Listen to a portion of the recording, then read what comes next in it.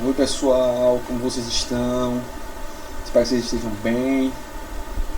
Vamos começar as nossas videoaulas de biologia, de química e de física. Essas videoaulas elas vão servir para tentar preencher esse período que a gente se encontra de quarentena, né? Esse período que a gente encontra isolado, um período que é bastante importante, a gente se manter isolado, em casa, só sair apenas para o fundamental, porque essa pandemia da Covid-19 é algo sério, atinge todas as pessoas, por mais que existam os grupos de riscos, mas existem muitas pessoas que estão fora dos grupos de risco, que infelizmente estão chegando a falecer devido a problemas de insuficiência respiratória como consequência do Covid-19. Então, para a gente não ficar todo esse período sem perdendo o conteúdo didático e o ano letivo, a gente vai tentar suprimir essa demanda, né? Ou seja, essa necessidade das aulas e de continuar vendo os conteúdos a partir das videoaulas. Não é a melhor forma, né? Presencial a gente consegue tirar as dúvidas logo, ter uma relação mais próxima, mas com a medida de segurança e orientação dos cientistas, da Organização Mundial da Saúde, dos governos e das prefeituras, é fundamental que a gente faça essas aulas dessa maneira para dar continuidade, vocês manterem a mente ocupada, sadia, além de todas as outras coisas que vocês estão previsando para fazer nesse período. Então essa primeira aula aqui de biologia, a gente vai relembrar e dar um pouco de continuidade ao tema que a gente parou, que foi o conceito de hereditariedade, né? Ou seja, as ideias que permeiam a hereditariedade. O primeiro assunto que a gente viu nesse ano foram as características gerais dos seres vivos. Então a gente viu todas aquelas características que são comuns a todos os seres vivos e eles compartilham, né?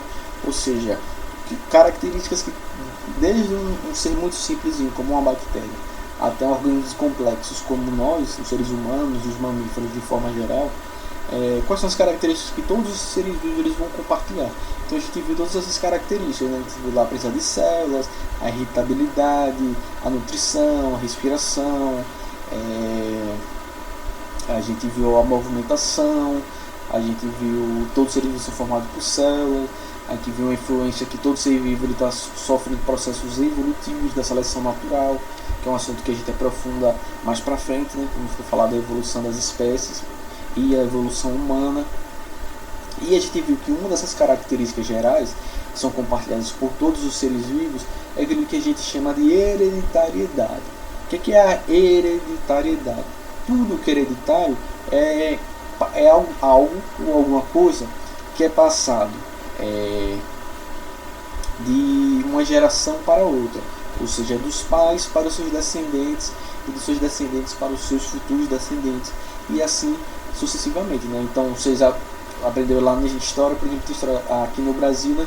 Na época do Brasil colônia, tem a história das capitanias hereditárias. O que era isso? Eram faixas de terra que tinham um dono e esse dono passava essas porções de terra delimitadas para os seus filhos, né?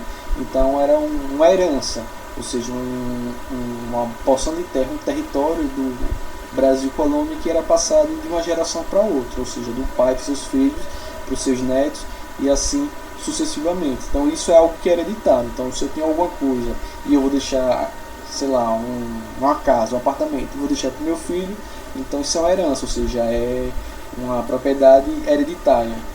Da mesma forma que a gente tem essas coisas materiais que podem ser hereditárias, a gente tem na biologia as características que são hereditárias, ou seja, que é passado dos pais para os seus descendentes e assim sucessivamente. E características hereditárias são essas. São todas as características que formam o ser vivo, certo? Isso vale para todos os seres vivos.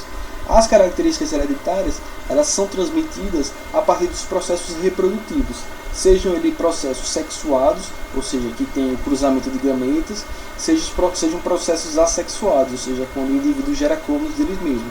Mas mesmo assim não deixam de ser transmissão das características, ou seja, as suas características estão sendo passadas para outro organismo vivo, certo? Ou seja, para seus descendentes. Isso é hereditariedade, e isso eu considero hereditariedade biológica, certo?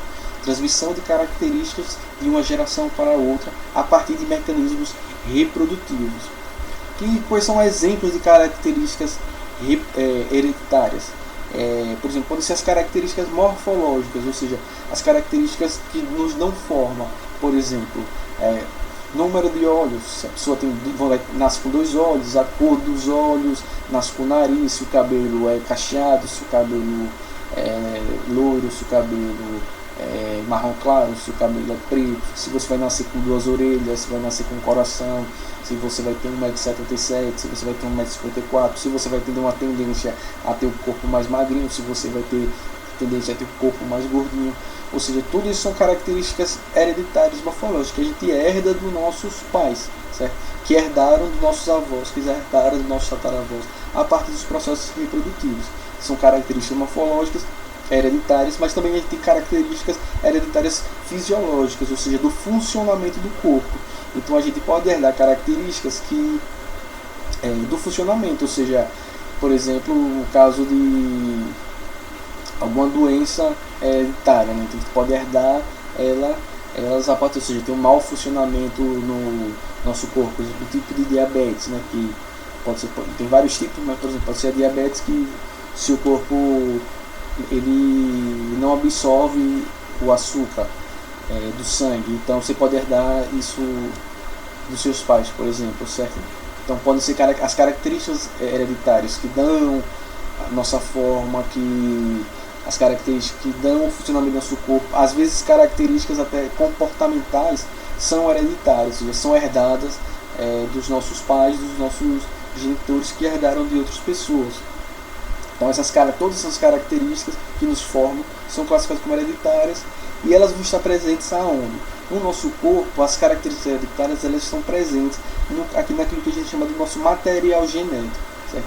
Então no nosso material genético a gente vai ter lá escrito nele as nossas características hereditárias. Então é como se fosse uma receita de um bolo, certo? Lá no nosso material genético está escrito como a gente vai ser, ou seja, todas aquelas características. Lá está escrito que você vai nascer com 2 olhos.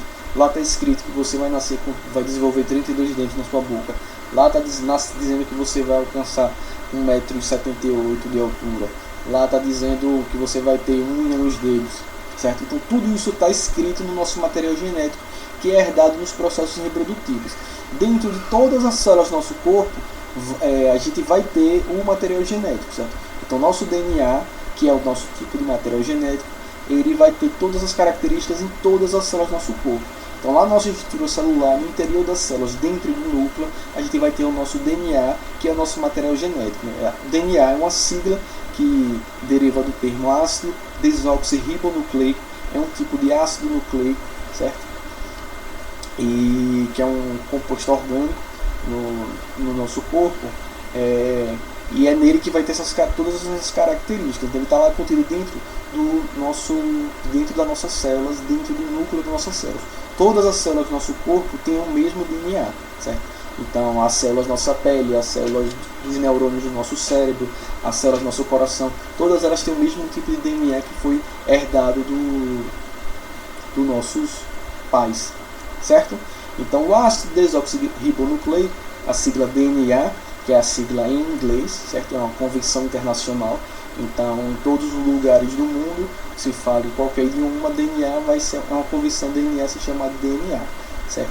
Então DNA é a sigla para o ácido desoxirribonucleico em inglês, tá certo?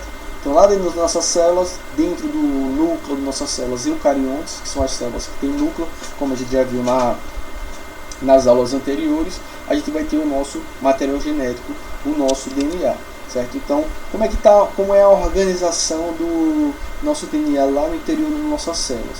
Então, o DNA a gente pode chamar ele por 3 nomes diferentes, dependendo do momento em que se encontre as nossas células, ou seja, quando nossas células estão desempenhando as funções cotidianas ou quando elas estão em processos de divisão celular. O que é um processo de divisão celular? É o processo em que uma célula vai gerar novas células, ou seja, ela vai gerar novos tipos de células, novas células diferentes. Então a gente vai ter 2 tipos de divisão celular. A mitose, em que a célula gera novas células idênticas a ela, e a meiose, em que a célula gera células diferentes que ela, ou seja, ela forma células que têm menos material genético contido no interior do seu núcleo, certo? guarde um pouquinho isso aí que a gente volta já nesses conceitos, certo? Então a gente tem lá o DNA, né? Aquela estrutura lá da dupla fita ligada por ligações de pontos de hidrogênio, né? Então tem essa fita dupla, né? O modelo da dupla hélice, né? Que foi desenvolvido por principalmente três cientistas, né? A Rosalind Franklin e o Watson e Crick, que desenvolveram esse modelo do DNA. E aí o DNA, quando a célula não está em processo de divisão celular, ou seja, quando a célula não está sofrendo replicações, então quando ela está desempenhando as suas atividades metabólicas corriqueiras, o DNA ele fica em formato de um emaranhado, como se fosse um bolo de cabelo. A pessoa tomar o banho, lá lavou o cabelo e ficou lá no ralo aquele bolo de cabelo. Seria o DNA no formato de cromatina. Ele fica todo entrelaçado, como vocês conseguem ver na imagem aqui. Então você tem o DNA, e aí tem essas que a gente chama de proteínas estonas, que elas vão enrolar esse DNA, ou seja, elas vão fazer esse bolo de DNA, esse bolo do material genético. Então quando a célula não está em processo de replicação, ou seja, quando ela não está em processo de divisão celular, ela fica nesse formato de cromatina, todo emaranhado, todo em formando esse bolo, né? Quando a célula ela inicia o processo de divisão celular, ela vai ficar em um outro formato. Ela vai iniciar um processo ali, como vocês podem ver na imagem, um processo de condensação ou de espiralização, ou seja, ela começa a se enrolar formando igualzinho o arame do caderno de vocês. Ela vai enrolando, enrolando, enrolando, enrolando, enrolando. Quando ela se espiraliza, se condensa, ela forma essa estrutura aí final que vocês podem ver que são os cromossomos, certo? Cromossomo, cromatina, DNA, refere-se tudo à mesma coisa, que é o material genético, certo? Ou seja, onde está escrito as nossas características hereditárias. Tudo isso é a mesma coisa, certo? Qual é a diferença? Por que tem esses nomes diferentes? Porque dependendo do momento em que se encontra a atividade celular, ele vai se encontrar em estrutura e formato diferente, certo? Então quando a célula está desempenhando suas funções regulares, não está se dividindo, ele fica emaranhado aí a parte dessas proteínas estonas no formato de cromatina, nesse bolo de cabelo. Quando ela inicia sua divisão celular, você consegue observar o cromossomo se formando, ou seja, ela começa a se enrolar e formar esses cromossomos todos separados individualmente. Cada espécie de ser vivo vai formar um número de cromossomos específicos, que a gente chama de cariótipo ou cariotipo. Então, cada espécie viva tem sua. Então, por exemplo, a mosca pode ter 12 cromossomos, uma árvore 112, uma baleia 98. Estou chutando termos. Mas com certeza, na espécie humana, a gente apresenta 46 cromossomos. Então, quando as nossas células começam a entrar em divisão celular, a gente consegue observar a formação de 46 cromossomos independentes, certo? Quando a célula não está se dividindo, você não consegue diferenciar essas estruturas na célula, ou seja, o DNA ele fica completamente misturado, essas 46 fitas de cromatina elas se embolam de tal forma que você não consegue observar. Mesmo com auxílio do microscópio, você vai observar a cromatina, mas você não vai ver essas estruturas separadamente. Quando você observa no microscópio, sim, você vai conseguir ver estruturas similares a que se encontra aí nesse esquema. Então, os 46 cromossomos separados individualmente. Então, cromossomo, cromatina, DNA, material genético é tudo a mesma coisa. O que vai diferenciar é em que momento a célula se encontra, certo? Mas as funções, o que está escrito lá, as funções, o que está escrito, o que está determinado lá nessas estruturas, é tudo a mesma coisa, certo? Só muda isso, ou seja, de acordo com a atividade celular, essas estruturas elas podem sofrer modificação, certo? Deu para entender isso? Pronto. Então no próximo esquemazinho aqui, a gente tem uma diferenciação de dois tipos de célula no nosso corpo, de acordo com o número total de cromossomos, ou seja, de material genético que está presente nessas células. O primeiro tipo que a gente tem aí é a que a gente chama de células diploides, ou célula diploide. Então nesse caso aí, vocês podem observar que dentro do interior dessa célula diploide, a gente tem 6 cromossomos, certo? Então nesse organismo vivo aí, o número total de cromossomos que ele tem dessa espécie são 6 cromossomos. Se fosse o nosso caso, teriam 46 cromossomos aí dentro desse núcleo. Botei essa aqui que tem menos para ficar mais fácil a visualização do que ter 46 cromossomos. Então, cada tracinho desse que está dentro do núcleo da célula diploide representa um cromossomo. Então, a célula diploide é a célula que tem o número total de cromossomos da espécie. Nesse caso, 6. Se fosse uma célula humana, se fosse uma célula diploide, a gente teria a presença de 46 cromossomos no seu interior, certo? As células diploides, elas são chamadas também de células somáticas. Elas são as células que desempenham todas as atividades do nosso corpo que não sejam atividades relacionadas ao processo de reprodução, ou seja, que não sejam células que estejam ligadas à reprodução humana, certo? Ou dessa espécie, qual espécie seja essa. Então, as células da nossa pele têm 46 cromossomos, são células diploides. Por quê? Porque elas têm um número total de cromossomos para a espécie humana. As células do meu coração, ou do seu coração, têm quantos cromossomos? 46. É uma célula diploide. As células do nosso cérebro, quantos cromossomos tem? 46, ou seja, o número total de cromossomos da espécie, ou seja, são células do tipo diploide, células com número total de cromossomos, certo? Deu para entender isso? Ótimo. Então a gente pode representar a célula diploide também pela escritura numérica 2N. Então quando aparece lá, aparecendo uma questão falando lá, número de cromossomos de uma espécie na sua célula 2N, ele está se referindo, às células diploides, o termo di2. Então, é o número total de espécies, certo? 2N é igual a 6, no caso desse exemplo. No nosso caso, 2N igual a 46. Ou seja, ele está se referindo às células que têm o número total de cromossomos da nossa espécie. Ah, mas professor, que células seriam essas que não teriam o número total de cromossomos dessa espécie? Seriam as células que a gente chama de células haploides, que é o segundo caso que tem nessa figurinha aí. Ela está dentro dessa célula haploide do seu núcleo, a gente tem a presença de 3 cromossomos, ou seja, da metade do número de cromossomos totais da espécie. Porque no nosso corpo a gente precisa ter células que tenham metade do número de cromossomos totais da nossa espécie. Veja o que eu falei aqui no começo da aula. Na hereditariedade, a gente herda as características a partir dos nossos pais. Na nossa espécie humana, a gente só realiza a reprodução do tipo sexuado. Isso significa dizer o quê? Que parte do material genético a gente herda do nosso pai e parte do material genético a gente herda de nossa mãe, certo? Então, para a gente poder formar um organismo completo e normal, a gente tem que receber metade dos cromossomos do nosso pai, metade dos cromossomos da nossa mãe.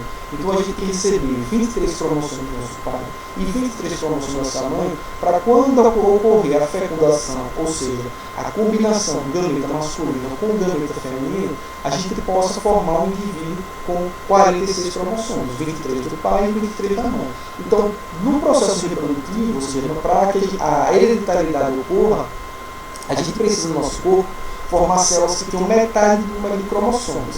Essas são as células que a gente chama de células haploides. As únicas células haploides do nosso corpo são as células reprodutivas, ou reprodutoras, ou seja, os gametas. No caso do sexo biológico masculino, o espermatozoide, no caso do feminino, os óvulos. Então, os óvulos e os espermatozoides, eles precisam ser gerados e gerar células com 23 cromossomos, ou seja, células haploides, que são formadas a partir do processo de meiose, ou seja, a divisão celular que reduz o número de cromossomos totais da espécie.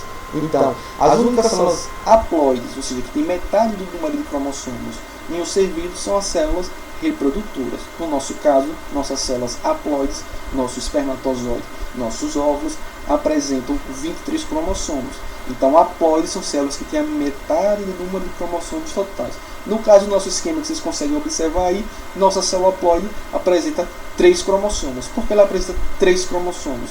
Porque esse organismo aí ele tem um número total de cromossomos de 6 cromossomos, certo? No nosso caso, a gente tem 46, nas células diploides, e nas haploides teremos 23, certo? Deu para entender isso, essa diferença? Então, da mesma forma que as células haploides podem ser representadas pelo esquema 2N igual a 6, as células haploides elas são representadas por N igual a 3, ou seja, a 6, a 3 aí nesse caso. É aí uma equação matemática, né? 2N igual a 6 N vai ser igual a 3, porque vai ser N é igual a 6 dividido por 3, que é igual a por 2, desculpa. 6 dividido por 2, que é igual a 3. É o mesmo caso da gente. 2 N, ou seja, células haploides com 46 cromossomos. As haploides vão ter quanto? N é igual a 46 dividido por 2, N vai ser igual a 23. Então esses são os dois tipos de células no nosso corpo. Células somáticas, que são diploides, que apresentam o número total de cromossomos da espécie, e células haploides, reprodutoras, os gametas, que apresentam metade do número de cromossomos totais do nosso corpo. Células 2N, células N, certo? Como eu falei aqui na espécie humana, a gente apresenta um total de 46 cromossomos, certo? O número total de cromossomos de uma espécie é o que a gente chama de cariótipo ou de cariotipo. Aí na imagem você vai ver o cariótipo ou cariotipo da espécie humana. Se vocês observarem aí, vocês vão ver que ele está contando 1, 2, 3, 4, 5, e aí termina lá no X e o Y, que seria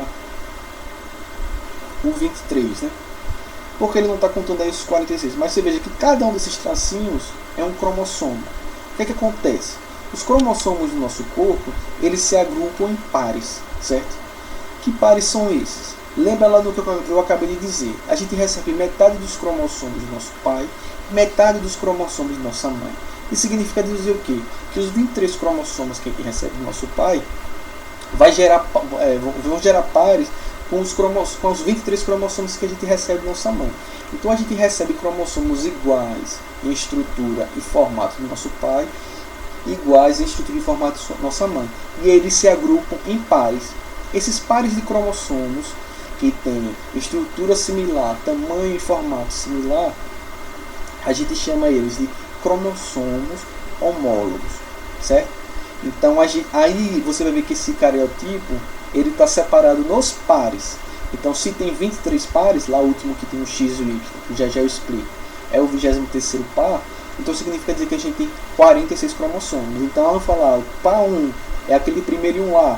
Então cada um desses tracinhos azul claro é um cromossomo. Um que a gente herdou do nosso pai e o outro que a gente herdou da nossa mãe. Eles formam os pares de cromossomos homólogos, porque eles são cromossomos iguais em estrutura, tamanho e estão localizados no mesmo par. Temos uma exceção de cromossomo homólogo que a gente chama de cromossomos não homólogos. Nesse exemplo que eu trouxe para vocês, o único caso de cromossomo não homólogo vai estar lá naqueles dois últimos aí, que são os cromossomos X e Y. Eles são não homólogos. Veja que o X é grandão e o Y é pequenininho, certo? Eles são diferentes. Então, no caso, como eles têm diferença na sua estrutura, eles são considerados não homólogos. Deu para entender isso? O que é que a gente precisa saber desses pares aí? Do par 1 ao par 22, a gente tem aquilo que a gente chama de cromossomos autossômicos. O que é que são os cromossomos autossômicos? Nos cromossomos autossômicos, a gente vai ter presente os genes que vão determinar as características somáticas do nosso corpo. Que características são essas? Todas as características que não são sexuais, certo? Então, por exemplo, cor da pele, surgimento de barba, produção de hormônios, regulação do corpo, produção de enzimas digestórias, desenvolvimento dos cabelos, dos fios do cabelo, contração muscular. Essas características, a nossa altura, todas essas características elas vão estar presentes nos primeiros 22 pares de cromossomos autossômicos. O último par, que é o par 23, que aí no caso está representado pelo X e pelo Y, são os cromossomos que a gente chama de cromossomos sexuais. Qual é a diferença deles? Esses são os cromossomos que vão determinar as características sexuais do nosso corpo, ou seja, vão determinar a produção dos gametas, vão determinar a produção dos hormônios sexuais, eles vão determinar o desenvolvimento do nosso aparelho reprodutor, o desenvolvimento das nossas características sexuais, certo? Vão estar presentes nesses cromossomos. Então, por isso eles são chamados de cromossomos sexuais, porque eles determinam características sexuais. Os demais determinam todas as outras características do nosso corpo, certo? Deu para entender? Então, os cromossomos sexuais, a gente vai ter cromossomos de dois tipos. Nesse caso aí já aparecem os dois tipos, o X e o cromossomo Y. Quando a pessoa nasce do sexo biológico masculino, ou seja, ela tem um aparelho reprodutor masculino, ela vai desenvolver as características sexuais masculinas, ela nasce com um cromossomo sexual X e com um cromossomo sexual Y, que é o caso da figura que está aqui, certo? No caso dessa figura que está aí, esse é um cariótipo de uma pessoa do sexo biológico masculino. Por quê? Como é que eu sei isso? Porque lá no par 23, aqui nesse par 23 aqui, ela vai ter um cromossomo X e um cromossomo Y. Se ela tivesse os dois cromossomos homólogos X, ela nasceria do sexo biológico feminino. Vou botar aqui esse outro esqueminha aqui para ficar mais fácil de vocês entenderem. Vou sumir aqui daqui a pouco. Vou falar lá em cima. Então lá em cima tem um Homer e tem a Marge Simpson. E lá está representando o cariótipo deles. Ó. Veja lá. Então lá está representando 44 mais X e Y. O que é esse 44? Esse 44 representa os 44 cromossomos autossômicos. O lá na margem também, 44 também representa os 44 cromossomos autossômicos. Ou seja, aqueles cromossomos que vão estar nos primeiros 22 pares de cromossomos homólogos e que vão determinar as características somáticas do corpo humano. Que no caso dele eles vão ter esses 44. E aí aparece lá 44 mais, no caso do Roma, X e Y. Esse X e Y está diferenciando os cromossomos sexuais dele dos cromossomos autossômicos. Então, como ele tem lá o cromossomo X e Y, significa dizer que lá em cima, olha, o símbolozinho, ele é do sexo biológico masculino. Certo? No caso aqui da Marge Simpson, aqui em cima, lá em cima, ela tem lá o cromossomo X e X, ou seja, os dois cromossomos sexuais dela são X. Então isso significa que ela vai desenvolver as características sexuais femininas. Ela vai nascer com o aparelho reprodutor feminino, ou seja, ovário, útero, tudo certinho, e vai desenvolver as características sexuais secundárias femininas, ou seja, desenvolvimento dos seios, as características que formam o entendimento do sexo biológico feminino. Certo? Deu para entender isso? Então lá, tá lá embaixo dele lá, o X e Y, né? O X lá em preto, o Y em vermelho e ela X e X, certo? Como é que esse material genético, esses cromossomos vão ser passados para os filhos? Eles vão ser passados para os filhos dele, lá para o Bart, para a Liz e para Meg, eles vão ser passados a partir dos gametas. Então veja que aqui embaixo da margem tem lá 22 mais X. Isso representa o quê? Isso representa o gameta, o tipo de gameta que ela está produzindo. Ou seja, os 44 cromossomos autossômicos vão reduzir para 22 e o X vai se reduzir para o cromossomo X. Então ela vai formar óvulos de gametas com metade do número de cromossomos. Então 22 autossômicos mais um X. No caso do Homer é a mesma coisa. A diferença do Homer é o quê? É que ele vai gerar espermatozoides que tem 22 mais X e ou espermatozoides que tem 22 mais Y, ou seja, 22 autossômicos e um X, ou 22 autossômicos e um Y. Porque no caso do cariótipo masculino, os cromossomos sexuais eles são não homólogos, eles são diferentes, X e Y. No caso da Marge Simpson, ela só vai gerar cromossomos X, por quê? Porque os cromossomos sexuais dela são homólogos, são os cromossomos X e X, ela só tem um tipo. Então todo o óvulo dela vai ser X. No caso do masculino, ele pode gerar espermatozoides X e espermatozoides Y. E aí, de acordo com a combinação desses gametas na fecundação, ele vai gerar filhos com sexos biológicos diferentes. Deixa eu desaparecer aqui para vocês poderem observar. Então, no caso do Bart Simpson, ele recebeu, olha lá a setinha apontando, ele recebeu no espermatozoide, no primeiro balãozinho lá que tem o Y, ele recebeu um espermatozoide com o cromossomo sexual Y do pai e 22 autossômicos do pai, e ele recebeu da mãe 22 cromossomos autossômicos, mas no óvulo dela ele recebeu um cromossomo X. Então ele nasceu do sexo biológico masculino porque ele tem um cromossomo X e Y. O Y é herdado do pai, o X é herdado da mãe. Isso é dessa forma que a gente tem a determinação do sexo biológico na espécie humana, certo? Então se a gente for aqui para o caso da Lisa, ou seja, ela recebeu um óvulo da mãe com cromossomo X, porque ela só gera óvulos com cromossomo X, e herdou do pai um X também, porque veja lá, porque os espermatozoides eles podem ter X ou Y. Então veja que no primeiro balãozinho eu sei que tem um espermatozoide, esse que tem a caudinha, né, o flagelo, é X. Então ela recebeu 22 autossômicos do pai, 22 autossômicos da mãe, um cromossomo sexual X do espermatozoide do pai e um cromossomo sexual X do óvulo da mãe. Daí a Lisa nasceu do sexo biológico feminino. A mesma coisa para o caso da pequenininha, a Meg. A Meg, também similar à irmã, ela recebeu um espermatozoide com cromossomo X e um óvulo com cromossomo X. Daí ela nasceu do sexo biológico feminino, já que ela vai ter os dois cromossomos sexuais X. Então, da mesma forma que os outros irmãos, ela recebeu 22 cromossomos autossômicos do pai, um cromossomo sexual do pai, o X. Ela recebeu da mãe 22 cromossomos autossômicos e recebeu um X no óvulo, ou seja, um cromossomo sexual do tipo X. Daí se completou o cariótipo dela, certo? Então é dessa forma que na espécie humana a gente tem a determinação do sexo biológico, ou seja, a partir destes cromossomos sexuais e da forma como eles se combinam a partir da reprodução, a gente vai determinar o tipo de sexo que o indivíduo nasce. Veja que eu estou me referindo ao sexo biológico.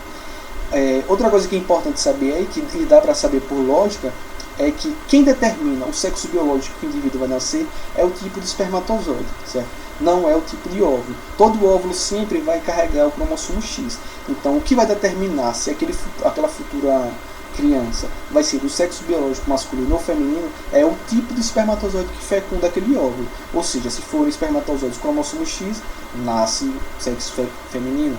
Se for o cromossomo Y que tiver naquele espermatozoide, vai nascer do sexo biológico masculino. Certo? Deu para entender isso? X com X feminino, X com Y masculino. Tudo bem? Deu para entender isso? Só para a gente concluir aqui nosso raciocínio, eu falei de uma coisinha chamada gene, e aí expliquei o que era o gene, o que são os genes. Então vamos supor aí que toda essa estrutura aí coloridazinha aqui que representa o DNA, ele é formado por vários genes. O que são os genes? Cada partezinha do DNA que determina uma característica ou uma função do nosso corpo, a gente chama de gene. Então o DNA, quando eu me refiro ao DNA, eu me refiro a todo o material genético.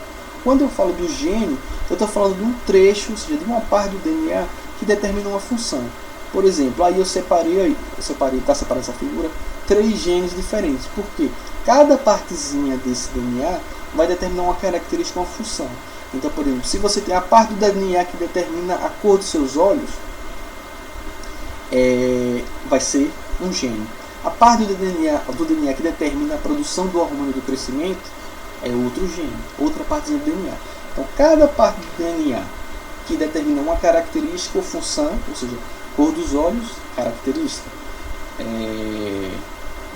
regulação dos batimentos cardíacos, uma função. Então, cada partezinha do DNA que determinar uma característica ou função do nosso corpo, a gente chama de gene. Cada gene ele vai estar em uma parte do DNA. Esse lugar, ou seja, esse local onde o gene se encontra no DNA, a gente chama ele de locus gene, ou seja, o local do gene, certo? Então, lá nos cromossomos homólogos, a gente sempre vai ter os alelos dos genes. Então, o gene que está em um cromossomo homólogo e o outro gene que está no outro cromossomo homólogo, se eles estiverem na mesma posição, a gente vai dizer que eles são alelos de cromossomos homólogos, certo?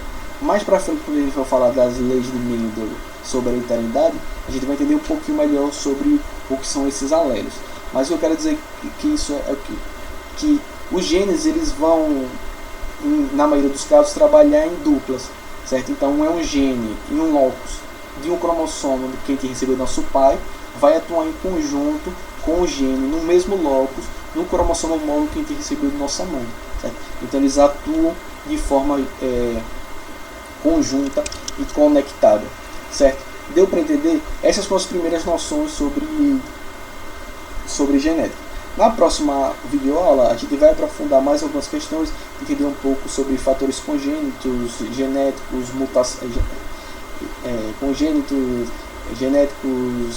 mutacionais e como isso tudo pode influenciar nosso corpo. Eu vou deixar aqui ao final do vídeo um cardzinho que tem o meu e-mail e meu Instagram, que se vocês tiverem alguma dúvida ou se vocês tiverem Qualquer dúvida ou algum comentário, vocês podem mandar no e-mail ou no Instagram. Dependendo da quantidade de dúvidas, eu posso fazer uma aula só para tirar as dúvidas.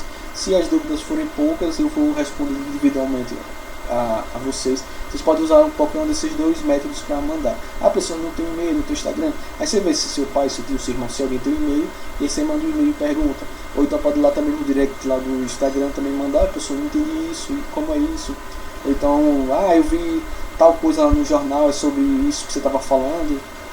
Então pode mandar os comentários, as dúvidas, e aí eu vou tirando, porque essa é a forma mais segura de a gente fazer durante esse período, enquanto não passa essa pandemia do Covid-19. Lavem as mãos, se cuidem e até a próxima aula.